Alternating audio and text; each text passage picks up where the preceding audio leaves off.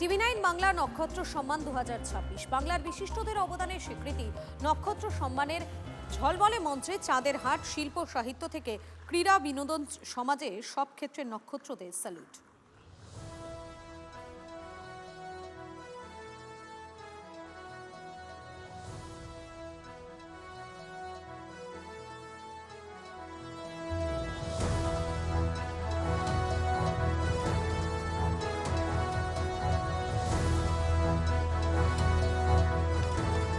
বাত্যদা already নাম ডেকে ফেলেছি।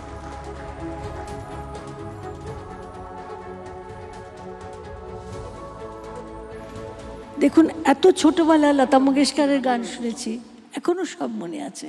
আশাজির গান শুনেছি, কিশোর দার, এই তো লাইট মিউজিকে ক্লাসিক্যাল আমির খান সাহেব, বড়ি গুলাম আলী খান সাহেব, তারপরে এই যে তেজেন বসে আছে, আমরা একসঙ্গে বাহাদুর খান সাহেবের কাছে শিখতাম। হ্যাঁ, ও শরৎ শিখতো, আমি গান শিখতাম।